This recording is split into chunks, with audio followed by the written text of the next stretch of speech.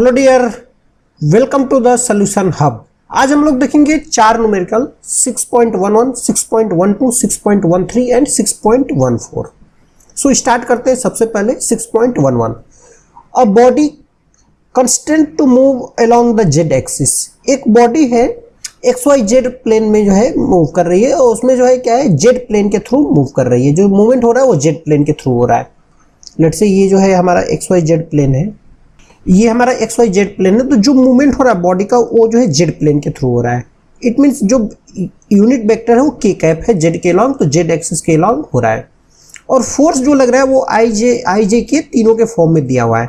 It mean जो force दिया हुआ है वो दिया हुआ है -i cap plus 2j plus 3k Newton का जो है ये फोर्स है। और जो डिस्प्लेसमेंट हो रहा है वो किस डायरेक्शन में हो रहा है, वो हो रहा है जेड की डायरेक्शन में हो रहा है। और इसका यूनिट जो दिया हुआ है वो दिया हुआ है हमारा 4 मीटर। सो 4k कैप जो है मीटर जो है डिस्प्लेसमेंट हो रहा है। हमको क्या फाइंड आउट करना है, what is the work done. Work done हमको फाइंड आउट करना है। सो वर्क डन क्या होता है, दो वेक्टर है तो F डॉट डॉट प्रोडक्ट होता है W equal to F dot S। ये फॉर्मूला हम लोगों ने ऑलरेडी डिराइव कर चुका है। सो क्या करेंगे, सिंपली जो है स्केलर प्रोडक्ट ले लेंगे -i plus 2j plus 3k dot 4k।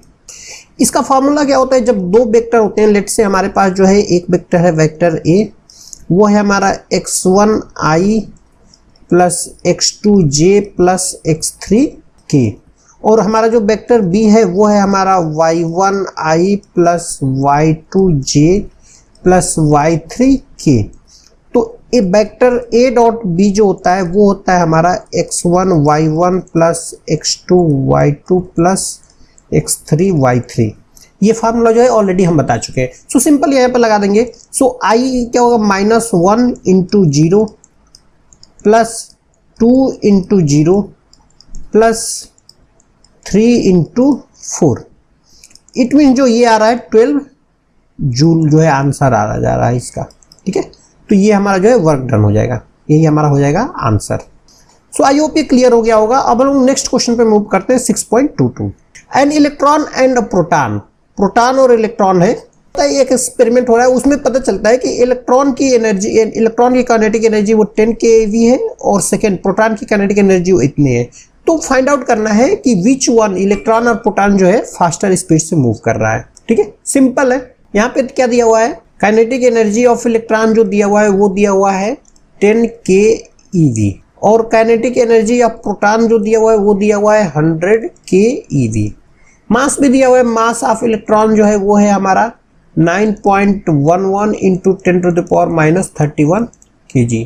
और मास ऑफ प्रोटॉन भी दिया हुआ है, वो कितना है 1.60 इंटू 10⁻19 kg। हमको क्या करना है, सिंपली जो है रेशियो इसका फाइंड आउट करना है। इट मीन्स जो है हमको निकालना है velocity of electron to the velocity of proton, ये हमको फाइंड आउट करना है। So kinetic energy of electron क्या होगी, तो half mass of electron into velocity of electron का whole square.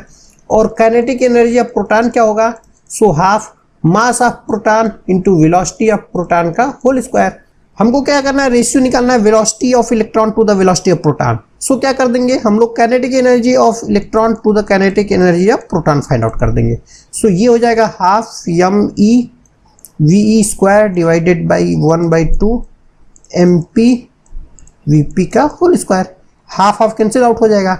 So kinetic energy of electron कितना है, वो है हमारा 10 keV divided by 100 is equal to mass of electron कितना है 9.11 into 10⁻³ divided by VE square हो जाएगा divided by 1.67 into 10⁻28-27 velocity of proton का होल स्क्वायर। सो इसको यदि हम इसको करते हैं velocity of electron square divided by velocity of proton square, इसको कैलकुलेट करते हैं तो ये हमारा आ रहा है 183.3। सो यहाँ से क्या हो जाएगा, velocity of electron to the velocity of proton ये हो जाएगा स्क्वायर रूट ऑफ 183.3।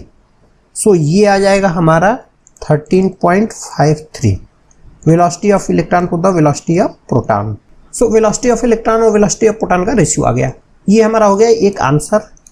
और पूछा किसकी वेलोसिटी बड़ी है, तो वेलोसिटी ऑफ इलेक्ट्रॉन जो है ग्रेटर है वेलोसिटी ऑफ प्रोटॉन से। सो ये हमारा हो गया दूसरा answer. So I hope guys ये क्लियर हो गया होगा। अब हम लोग नेक्स्ट क्वेश्चन पे मूव करते हैं 6.13।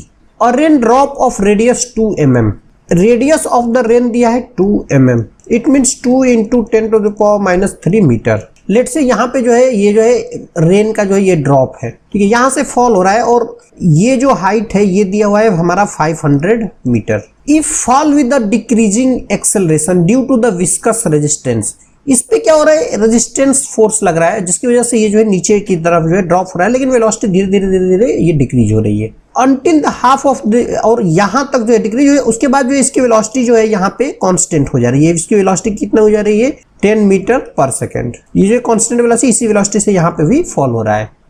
तो क्या हमको फाइंड आउट करना है, what is the work done by the gravitational force on the drop in the first and second half of the journey. It means work done by gravitational force in first and second journey. It means जो displacement है वो कितना है 250 metre है, और क्या होगा displacement है ऊपर से जितना वर्क डन करेगा उतना इसके नीचे भी करेगा। इट मीन्स वर्क डन जो होगा work done into first half equal to work done into second half, और ये जो है कितने बराबर work done of the total gravity divided by 2 के बराबर होगा। यहाँ पे W1 क्या है, वर्क डन इन 250 मीटर, W2 क्या है, work done in another 250 metre, और WG क्या है, total work done by gravity, gravity in 500 metre. So क्या है, ये जो है एयर ड्रॉप है, इसमें इसका यदि मास m है तो इस पे जो फोर्स लगेगा वो क्या लगेगा, बॉटम की तरफ जो है फोर्स लगेगा, वो हो जाएगा हमारा mg, और mg की वजह से वर्क डन होगा। सो W क्या है, फोर्स इंटू डिस्प्लेसमेंट, फोर्स कितना लगेगा mg इंटू कितना डिस्प्लेसमेंट होगा 500 मीटर का होगा। ये किसके बराबर होगा, ये जो है WG के बराबर होगा। तो यहां से क्या करेंगे, हमको मास किसी तरीके से फाइंड आउट करता है।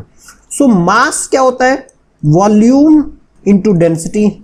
सो वॉल्यूम क्या है, सो रेडियस दिया हुआ है एयर ड्रॉप का, तो वॉल्यूम हो जाएगा 4/3 पाई r³ इंटू डेंसिटी कितना है, डेंसिटी हमको पता है एयर की, वाटर की, इसको तीनों की वैल्यू यहाँ पे पुट कर देंगे।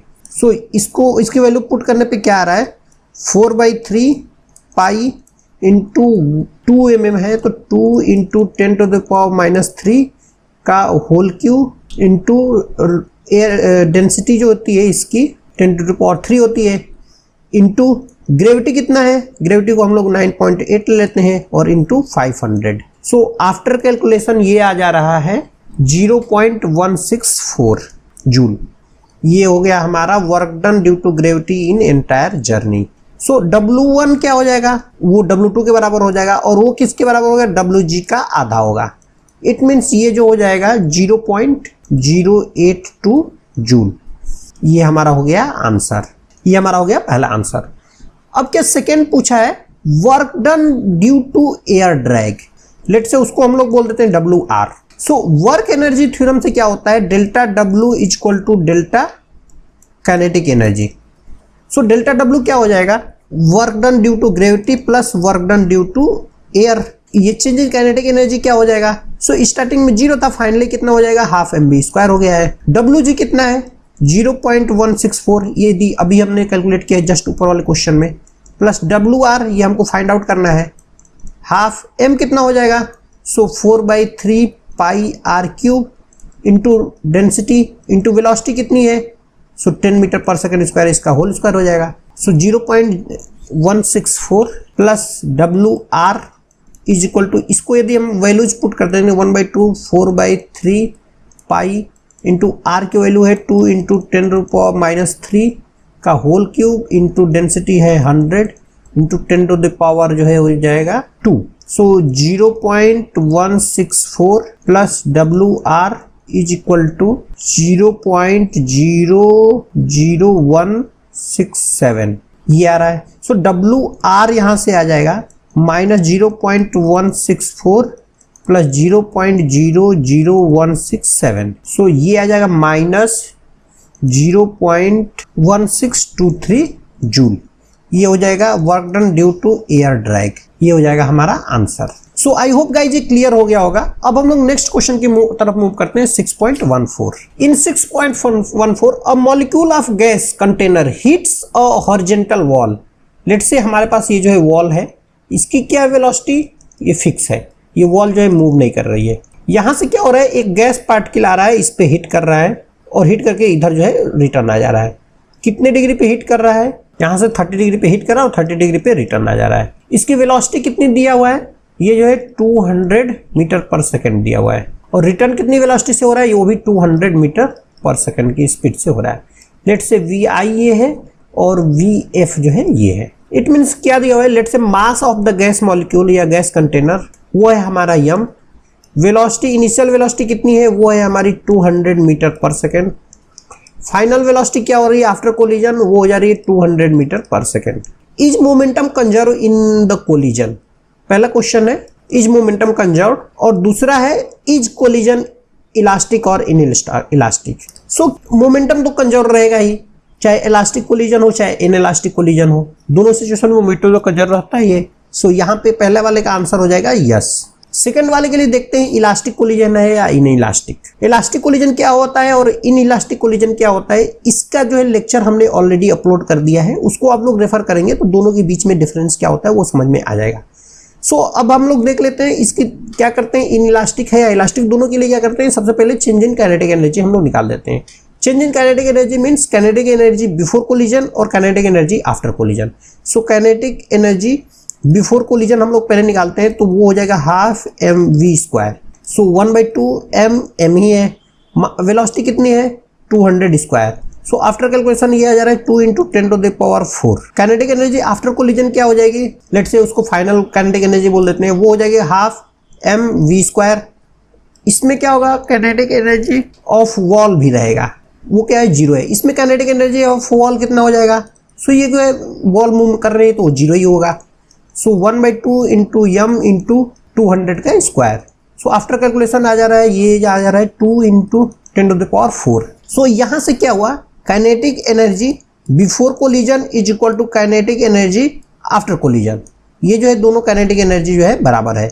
इससे क्या पता चलता है कि जो कोलिजन है वो क्या होगा, इलास्टिक होगा। यदि काइनेटिक एनर्जी बराबर नहीं होती, टोटल एनर्जी बराबर रहती, तो वो हमारा जो है इन इलास्टिक कोलिजन होता है। ये दोनों में डिफरेंस होता है। सो आई होप गाइज ये क्लियर हो गया होगा। आज के लिए इतना ही, अब हम नेक्स्ट वीडियोज में मिलेंगे, तब तक के लिए thanks dear, thanks for watching videos. Please like, subscribe and comment.